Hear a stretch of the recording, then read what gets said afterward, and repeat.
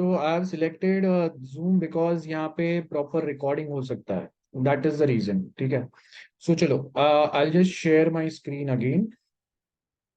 So now we were talking about locks. ठीक है, तो लॉक में हम लोगों ने बात कर रहे थे अबाउट बुक माई शो।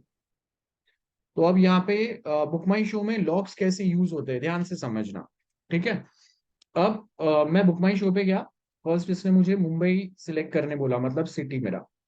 इसके बाद में let's say I select this movie, मैं टिकट बुकिंग पे गया, 2D वाला देखना है मुझे। I select let's say this वाला शो, 2 सीट्स।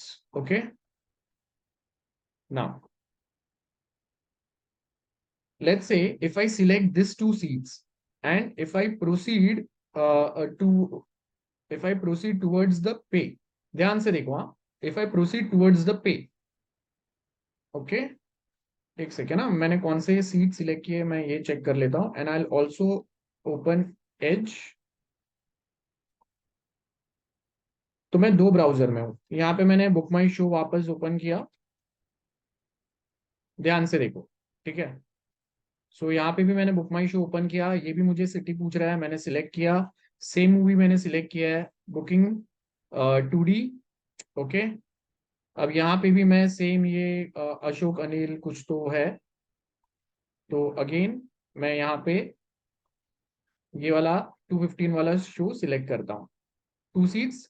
अब देखो यहाँ पे ये मेरे पास ये मेरा क्रोम ब्राउजर है, क्रोम ब्राउजर में मैंने 2 सीट सिलेक्ट किया, डी वाला 1 और 2। ठीक है, देखो ये सेम थिएटर है, एज में और यहाँ पे दोनों साइड पे मेरे पास सेम थिएटर है, ये देखो, है ना।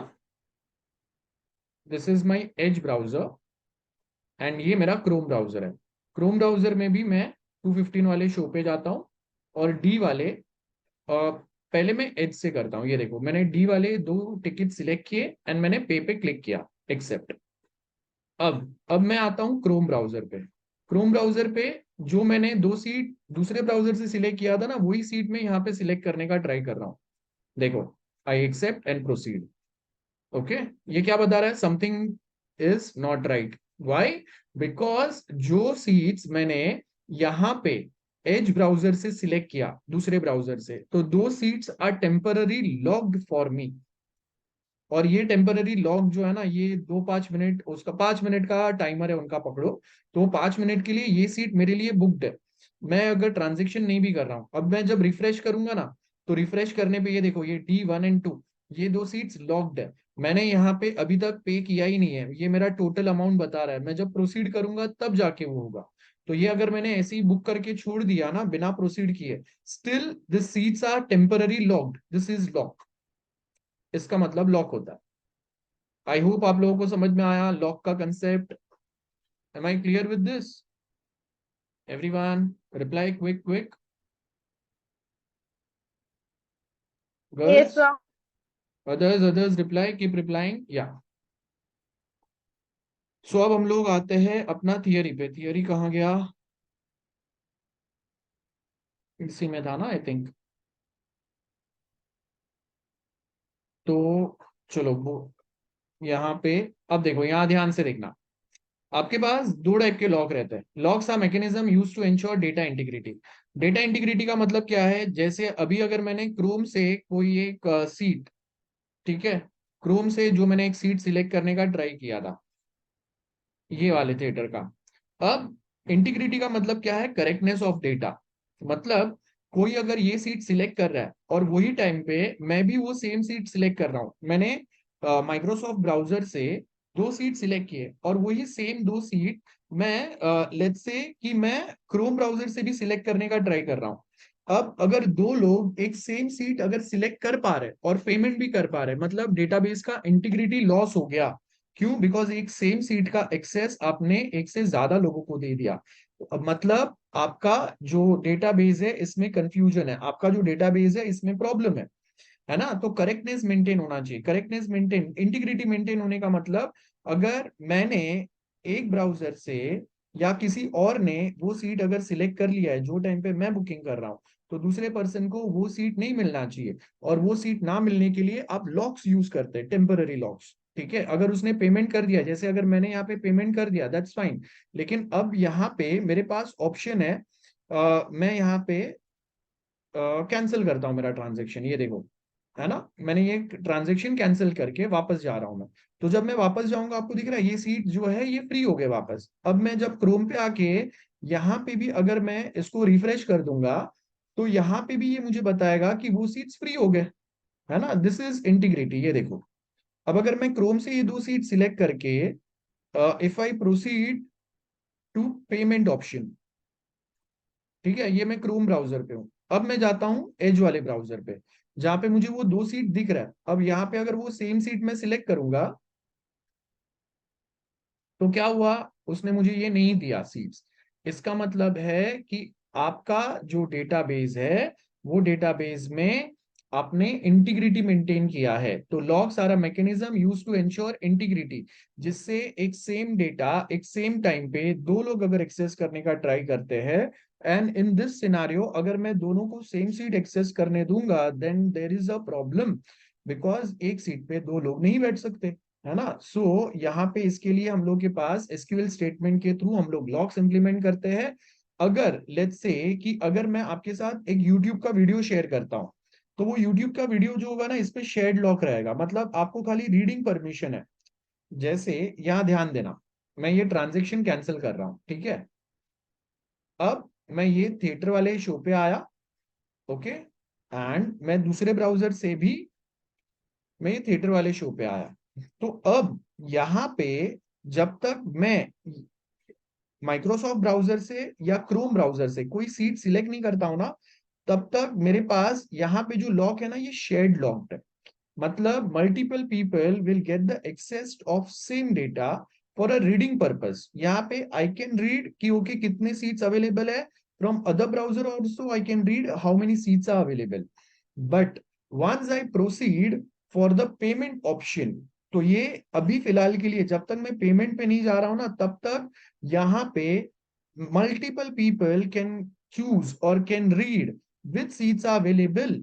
दिस इज शेयर्ड लॉक, मतलब एक सेम डेटा एक से ज्यादा लोगों को अवेलेबल है रीड पर्पस के लिए। लेकिन जैसे ही मैं पेमेंट पे क्लिक करता हूं, यहाँ पे मेरा जो लॉक टाइप है ये शेयर्ड लॉक, जहां पे एक से ज्यादा लोगों को एक सेम डेटा का एक्सेस मिल रहा था, उससे उसके जगह पे अब एक स्पेसिफिक डेटा के ऊपर, मतलब वो दो सीट्स के ऊपर एक्सक्लूसिव लॉक लग गया, ठीक है।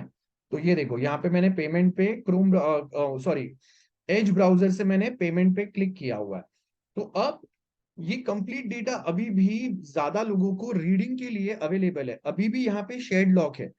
लेकिन ये शेयर्ड लॉक में ये दो सीड्स जो है, दैट इज D1 and 2, इसके ऊपर एक्सक्लूसिव लॉक आ गया। मतलब यहाँ पे ये दो सीट्स के ऊपर मैं काम कर रहा हूँ या कोई दूसरा पर्सन काम कर रहा है, तो ये आपका एक्सक्लूसिव लॉक हुआ। एक्सक्लूसिव लॉक का मतलब वो डेटा का एक्सेस किसी दूसरे को नहीं मिलेगा जब तक मैं काम कर रहा हूँ। और शेयर्ड लॉक का मतलब everyone will get the access of reading that data. लेकिन अगर राइटिंग परफॉर्म होगा, चेंजेस परफॉर्म होगा, अगर मैं यहाँ पे सीट बुक कर रहा हूँ, मतलब चेंजेस हो रहा है ना, नंबर ऑफ सीट्स जो अभी एग्जिस्टिंग अवेलेबल है, इसमें से कुछ सीट्स हट जाएंगे बुकिंग के लिए, तो चेंजेस हो रहे हैं डेटाबेस में। तो चेंजेस के टाइम पे जब अगर डेटाबेस में चेंजेस होगा, आपका एग्जिस्टिंग डेटा में चेंजेस होगा, वो टाइम पे एक्सक्लूसिव लॉक अप्लाई होता है। डेटाबेस में चेंजेस नहीं हो रहा है, सिर्फ रीडिंग हो रहा है, वो टाइम पे शेयर्ड लॉक अप्लाई होता है। यहाँ पे ये शेयर्ड लॉक का दिया हुआ है, यहाँ पे एक्सक्लूसिव लॉक का दिया हुआ है। और ये आपके एग्जाम्पल, आप जो मैंने बताया वो एग्जाम्पल आप ऐड कर सकते हैं, या आपको चाहिए तो गूगल से कोई एग्जाम्पल यहाँ पे डाल देना, विद डायग्राम आपको मिल जाएगा। आई होप मैंने जो आपको लॉक वाला कंसेप्ट सिखाया वो एकदम क्लियर हो गया। अभी आप जाके बुक माई शो के जगह पे मेक माई ट्रिप, फ्लाइट बुकिंग, हर जगह पे ये लॉक वाला कंसेप्ट अप्लाई होता है। मैं अगर अमेजोन पे जाके कोई प्रोडक्ट भी अगर सिलेक्ट करता हूँ ना, तो वो प्रोडक्ट अगर लिमिटेड क्वांटिटी में है तो उसके ऊपर भी लॉक अप्लाई होता है।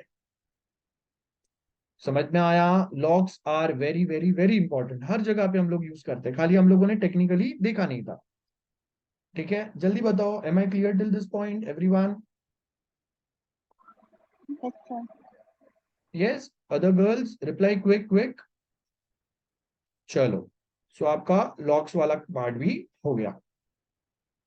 आपको सिर्फ क्या करना है, यहाँ पे ये जो मैंने लॉक्स वाला पार्ट दिया है इसके अंदर आपको, जैसे मैंने बुक माई शो वाला एग्जांपल बताया, वो बुक माई शो वाला example you can add here. So exclusive जो आपका शेयर्ड लॉक है, शेयर्ड लॉक का मतलब when we open movie booking वाला page, that time multiple people can read the same data, कि which all seats are available, which all seats are available for booking, and which all seats are already booked. That is shared log. Everyone can read the same data. But as soon as you select the seats and you proceed for the booking wala part, those logs are converted into exclusive log. That means the seats which you have selected and clicked on the payment option, those seats will not be available to any other person. That means exclusive log. सो वो आपके resource हो गए, जो बाकी लोग उस पे कुछ भी काम नहीं कर सकते। आप उसमें अपडेट कर सकते हो, मैं डिलीट नहीं कर सकता बाय द वे, मुझे ये परमिशन नहीं है। हाँ, अगर कोई दूसरा डेटाबेस का रिकॉर्ड रहेगा there I might be getting option to delete, but यहाँ पे नहीं है। उसके बाद आपका टू फेज लॉकिंग आता है। टू फेज लॉकिंग का मतलब क्या रहता है, सबसे पहले तो यहाँ पे देख लो, शेयर्ड एंड एक्सक्लूसिव लॉक मैंने आपको ऑलरेडी बता दिया, ठीक है। अब यहाँ पे if we just read this, ठीक है, यहाँ पे भी आपको दिया हुआ है, देखो, if you want you can directly read from here also. Log based protocol क्या रहता है, and concurrency control. Concurrency control जो अभी मैंने सिखाया ना आपको, वही कॉन्करेंसी कंट्रोल रहता है। बुक माई शो वाला जो एग्जाम्पल दिया, सो कॉन्करेंसी का मतलब क्या रहता है, multiple people will get the access of same data, that is concurrent access. मतलब जो मूवी टिकट, जो मूवी शो मैं बुक करने का ट्राई कर रहा हूँ, वही शो सेम सीट्स आप बुक करने का ट्राई कर रहे हैं, आपको भी वही डेटा दिख रहा है, मुझे भी वही डेटा दिख रहा है।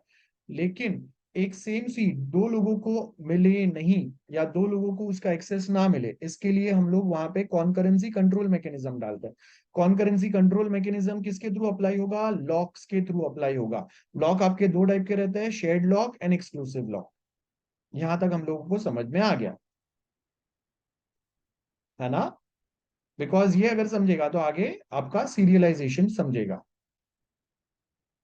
जिसके अंदर टू फेज लॉकिंग कैसे काम करता है वो समझेगा। टू फेज लॉकिंग मतलब यही जो हम लोग ने शेयर्ड एंड एक्सक्लूसिव लॉक समझा। लॉक क्यों अप्लाई करते हैं, to control the concurrency. Concurrency का मतलब क्या रहता है, एक सेम डेटा का एक्सेस, जैसे जो टिकट्स मैं बुक कर रहा था उसका एक्सेस आपको भी है, लेकिन जिसने पहले क्लिक किया उसको वो डेटा का एक्सेस मिल जाएगा। तो मतलब concurrency, concurrent access, multiple people will get the access of same data at same point of time, but after a point of time multiple people cannot access or update or modify the same data. It will basically lose the integrity of your database, and hence to preserve the integrity of a database, what we do, we put locks on our database, है ना।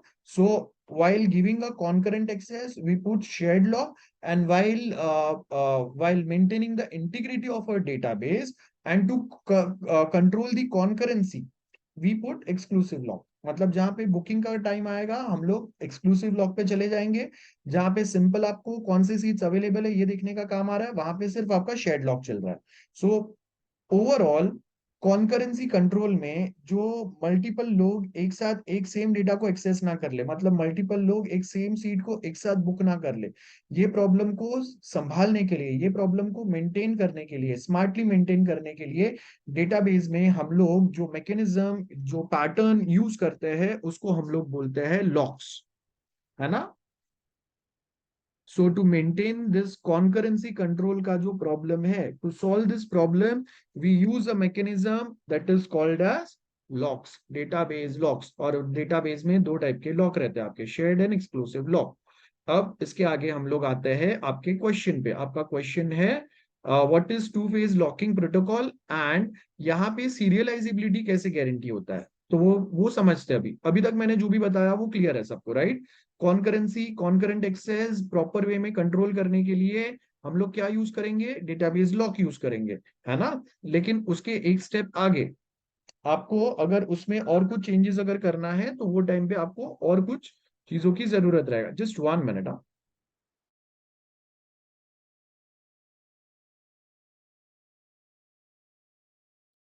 Now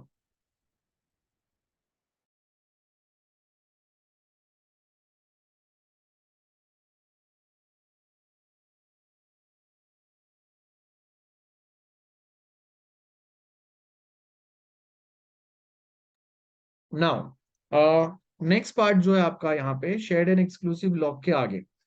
अब यहाँ पे हम लोगों के पास एक two phase locking mechanism रहता है। अब ये टू फेज लॉकिंग मैकेनिज्म का मतलब क्या रहता है? टू फेज के मतलब यहाँ पे आपके पास दो अलग अलग प्रोसेसेस है, दो अलग अलग ट्रांजेक्शन चल रहे हैं। ध्यान से समझना, जो अभी मैंने पहले आपको बुक माई शो वाला एग्जाम्पल बताया था ना, वो सेम एग्जाम्पल यहाँ पे काम में आएगा।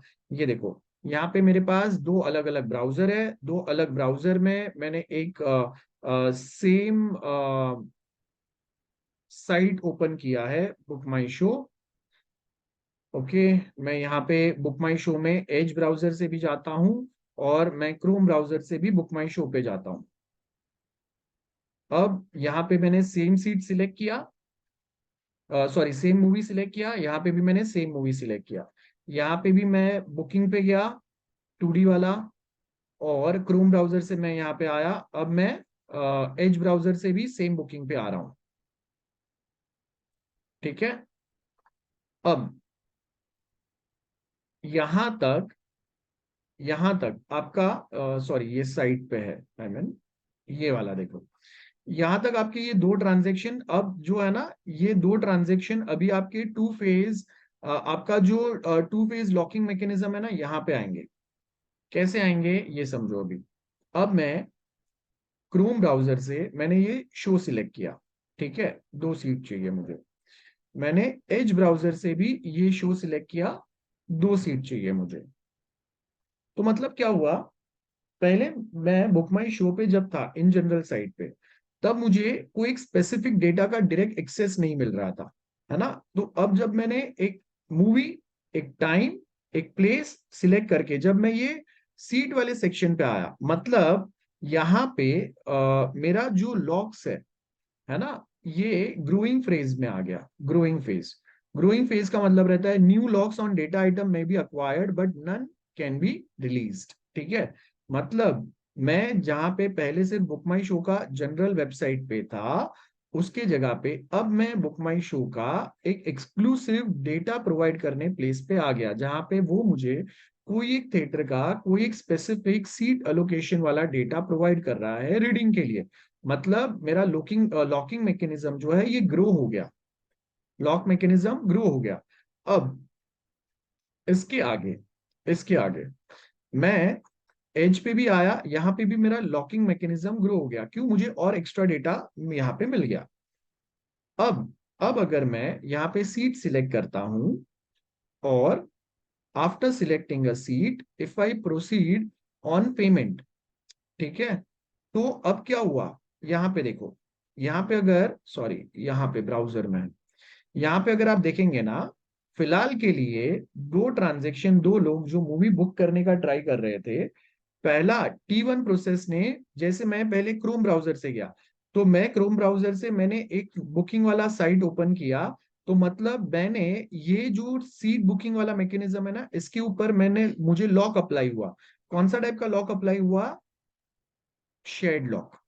बाद में मैं एज ब्राउजर पे गया, यहां पे जाने के बाद में मुझे ये सेम डेटा वापस मिला, मतलब यहां पे भी मुझे कौन सा लॉक मिल गया? शेड लॉक, है ना। तो सीरियलाइजिबिलिटी का मतलब क्या रहता है?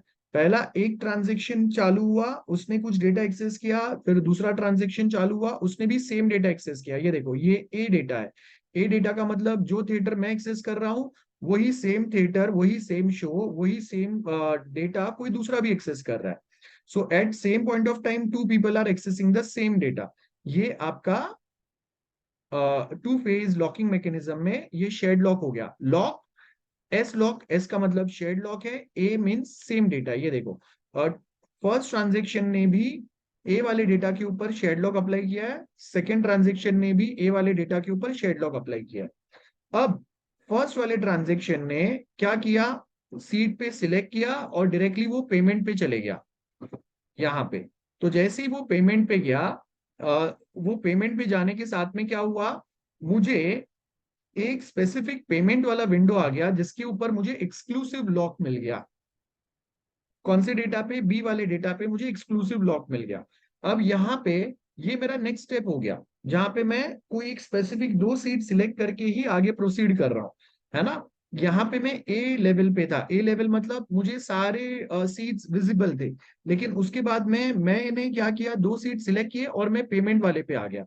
पेमेंट वाले पे आने का मतलब है कि अभी मुझे कोई सिलेक्टेड डेटा के ऊपर एक्सक्लूसिव लॉक अप्लाई हो गया। यहाँ पे ये मुझे एक्सक्लूसिव लॉक मिल गया, एक्स का मतलब एक्सक्लूसिव लॉक है।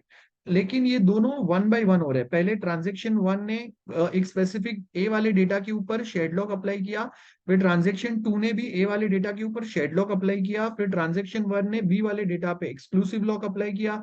अब अगर बी वाले डेटा पे एक्सक्लूसिव लॉक ट्रांजेक्शन वन ने अप्लाई कर दिया है, तो ट्रांजेक्शन टू या सेकेंड पर्सन को ये सेम बी वाला डेटा तब तक नहीं मिलेगा जब तक ये एक्सक्लूसिव लॉक फर्स्ट ट्रांजेक्शन इससे हटाता नहीं है ना। फिर बाद में क्या हुआ देखो, फर्स्ट ट्रांजेक्शन ने ए वाले डेटा को अनलॉक किया, देन सेकेंड ट्रांजेक्शन ने, अब मैंने दो सीट बुक कर दिया, तो यहां से मुझे ये डी वाले ई वाले जो सीट्स है ये विजिबल नहीं होंगे। तो अगर वो विजिबल नहीं होंगे तो फिर अभी क्या करना पड़ेगा, मुझे कोई दूसरे सीट सिलेक्ट करने पड़ेंगे, लेट्स से ये एफ वाले। तो अब आपका जो सेकेंड ट्रांजेक्शन है उसने क्या किया, दूसरी कोई दो सीट सिलेक्ट की है ना। तो उसका मतलब है कि सेकेंड ट्रांजेक्शन ने सी वाले कोई डेटा के ऊपर एक्सक्लूसिव लॉक अप्लाई किया। अब ये होने के बाद में ए ने जिस पे एक्सक्लूसिव लॉक अप्लाई किया था उसको रिलीज कर दिया, अनलॉक कर दिया, मतलब मैंने यहां से ट्रांजेक्शन कैंसिल कर दिया, मैंने ये एक्सक्लूसिव लॉक हटा दिया, so that other person can also access the same data. And same way first transaction ने भी अपना शेयर्ड लॉक हटाया एंड सी वाले डेटा पे से एक्सक्लूसिव लॉक हटाया। ये आपका 2PL रहता है, टू फेज लॉकिंग मैकेनिज्म, जहां पे कोई एक डेटा पे आप कभी एक बार शेयर्ड लॉक अप्लाई करते हैं फिर एक्सक्लूसिव लॉक अप्लाई करते हैं। तो जब आप एक डेटा के ऊपर या एक से ज्यादा डेटा के ऊपर लॉक अप्लाई करते जाते हैं उसको ग्रोइंग फेज बोलते हैं। मतलब आप ज्यादा ज्यादा डेटा पे ऑपरेशन अप्लाई कर रहे हैं, लॉक अप्लाई करते जा रहे हैं। और जब मैं वो डेटा को रिलीज करते जा रहा हूँ इसको श्रिंकिंग फेज बोल रहे हैं। मतलब ट्रांजेक्शन वन ने ए वाले डेटा के ऊपर लॉक शेड लॉक अप्लाई किया, फिर बी वाले डेटा के ऊपर एक्सक्लूसिव लॉक अप्लाई किया, मतलब ट्रांजेक्शन वन ग्रोइंग फेज में जहां पे वो ज्यादा ज्यादा डेटा अक्वायर कर रहा है, लॉक कर रहा है। बाद में उसका काम होने के बाद में वो सेम डेटा को अनलॉक करते जाएगा, मतलब अब वो श्रिंकिंग फेज में आ गया।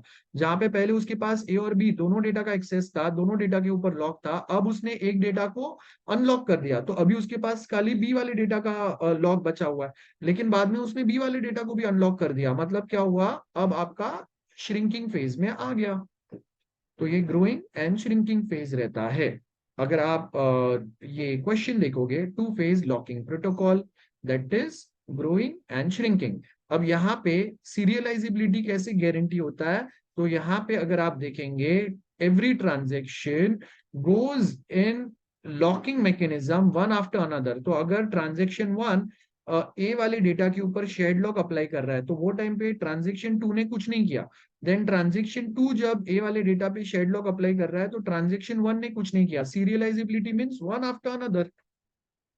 तो आप टू फेज मैकेनिज्म में ध्यान से अगर देखोगे तो यहाँ पे आपको सीरियलाइजेबिलिटी दिखेगा। जब ट्रांजेक्शन वन कुछ काम कर रहा है तो ट्रांजेक्शन टू नहीं करेगा, ट्रांजेक्शन टू जब कुछ काम कर रहा है तो ट्रांजेक्शन वन नहीं करेगा। एंड कभी कभी ऐसा भी हो सकता है कि दोनों कुछ भी काम नहीं कर रहे हैं। उसके बाद में जैसे ही ट्रांजेक्शन वन ने कुछ काम करना चालू किया, ट्रांजेक्शन टू वेट करेगा जब तक ट्रांजेक्शन वन अपना काम खत्म नहीं करता है। देन जैसे ही ट्रांजेक्शन वन का काम यहाँ पे खत्म हो गया, ट्रांजेक्शन टू ने अपना काम चालू किया। अब ट्रांजेक्शन वन को अगर कुछ काम करना है तो वेट करेगा जब तक ट्रांजेक्शन टू अपना एक्सक्लूसिव लॉक सी पे अप्लाई नहीं कर देता, तब तक फर्स्ट वाला ट्रांजेक्शन या फर्स्ट वाला पर्सन कुछ नहीं करेगा। जैसे ही बी का काम हो गया फिर फर्स्ट वाला ट्रांजेक्शन अपना काम करेगा। This is serialisability. यहाँ पे आपको वो सीरियलाइजेबिलिटी का भी डिटेल मिलेगा। कहाँ गया, अच्छा देखो मैंने शायद नोट्स में डाला हुआ है। सो ये टू फेज लॉकिंग मैकेनिज्म क्या होता है, और उसमें टू फेज लॉकिंग मैकेनिज्म के अंदर यहाँ पे सीरियलाइजेबिलिटी कैसे अप्लाई होता है। तो यहाँ पे अगर आप देखोगे ना, सीरियलाइजेबिलिटी का जो मैंने बताया वो अगर आप पॉइंट ऐड कर सकते हैं या फिर यहाँ पे directly you can just go and read. यहाँ से आपको सीरियलाइजेबिलिटी के तीन चार पॉइंट ऐड कर देना है। ये इंपॉर्टेंस ऑफ सीरियलाइजेबिलिटी जो है ना, ये आप ऐड कर देना। मैं चाहिए तो चैट सेक्शन में ये पेस्ट कर देता हूँ। तो यहाँ पे अगर आप देखेंगे क्या बोला है, serializability is essential in DBMS because it ensures data consistency, है ना। कंसिस्टेंटली एक एक परसेंट डेटा को लॉक करेगा, कंसिस्टेंटली एक एक परसेंट डेटा को अनलॉक करेगा। Without serializability concurrent execution transaction हो जाएंगे, जिसके थ्रू डेटा इनकंसिस्टेंस हो जाएगा, कंफ्यूजन हो जाएगा। जैसे हम लोगों ने बुक माई शो में भी देखा, अगर मैं बुकिंग कर रहा हूँ तो वो टाइम पे आप बुकिंग नहीं कर सकते, अगर आप बुकिंग कर रहे हो वो टाइम पे मैं बुकिंग नहीं कर सकता। दैट इज सीरियलाइजेबिलिटी, है ना। अगर सीरियलाइजेबिलिटी अगर हम लोग हटा दे, एक साथ कॉन्करेंट एक्सेस दे दे सारी सीट का सबको एक्सेस, और सब एक साथ बुक कर पाएंगे, यू इमेजिन एक सेम सीट 4 5 10 15 लोग को मिल जाएगा, that is a problem. So serialisability one after another, कोई एक पर्सन अगर कोई एक्सक्लूसिव लॉक अप्लाई किया हुआ है कोई एक डेटा पे, तो वो टाइम पे उसका एक्सेस दूसरे को नहीं मिलेगा। That's what we mean by serializability. I hope this is clear. This question जो है ये दो चीजों को कंबाइन करके बना हुआ है। तो यहाँ पे ये टू फेज लॉकिंग मैकेनिज्म जो मैंने आपको ये डायग्राम से सिखाया वो, एंड ये सीरियलाइजेबिलिटी का जो 2 3 पॉइंट मैंने आपको यहाँ पे दिया, आपको चाहिए तो ये एग्जाम्पल या मैंने जो बुक माई शो वाला एग्जाम्पल बोला आपको, उसमें से कोई भी आप एक लिख सकते हो। तो ये आपका थोड़ा ट्रिकी क्वेश्चन था जो मैंने आपको एक्सप्लेन कर दिया। यहाँ पे टू फेज लॉकिंग मैकेनिज्म का यहाँ पे भी मैंने थियरी डाला हुआ है, आपको चाहिए तो यहाँ से भी आप ऐड कर सकते हैं या वो साइड से ऐड कर लो, चलेगा। ठीक है। सो ये आपका नेक्स्ट क्वेश्चन हो गया जो थोड़ा सा ट्रिकी था। मतलब ये क्वेश्चन आप तभी आंसर कर पाओगे अगर आपको लॉजिक पता है कि क्या चीज का क्या लॉजिक रहता। चलो, डाउट है किसी को ये पॉइंट तक? सबको क्लियर है जो भी मैंने बताया? यस गर्ल्स, जल्दी बताओ, am I clear till this point? किसी को भी डाउट Yes, है? sir.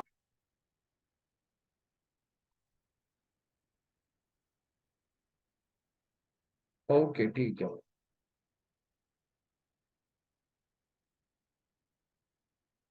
ठीक है। So now will move to normalization. Normalization पे जाते हैं हम लोग।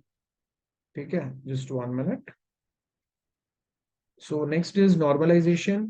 Let's continue. Just 1 minute. Huh?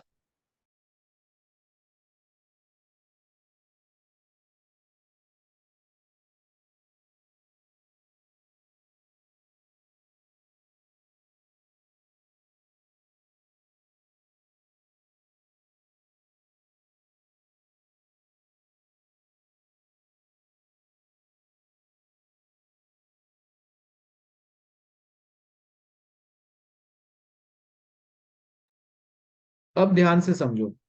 हम लोगों को, यस यस, आप लोगों के लिए तो मैं रिकॉर्ड कर रहा हूँ बेटा, तो आपको ये लेक्चर का रिकॉर्डिंग जरूर मिलेगा। बिकॉज बहुत सारे स्टूडेंट्स जो अगर अभी अटेंड नहीं कर पाए, they can directly watch this recording, so that's why हम लोगों ने जूम पे लेक्चर लिया है, अदरवाइज मैं गूगल मीट पे ले लेता। लेकिन यहाँ पे डायरेक्ट रिकॉर्डिंग हो रहा है, मुझे अलग से कोई रिकॉर्डिंग सॉफ्टवेयर चलाना नहीं पड़ता, इसके लिए हम लोग ये यहीं पे कर रहे हैं। चलो, सो नॉर्मलाइजेशन, नॉर्मलाइजेशन में क्या होता है बेसिकली? अपना ये फ्री वाला मीटिंग खत्म होने वाला है, तो नॉर्मलाइजेशन एक कंप्लीट दूसरे लेक्चर में रखता है। Just rejoin on the same link, ठीक है, मैं वापस चालू कर रहा हूँ ये सेम मीटिंग।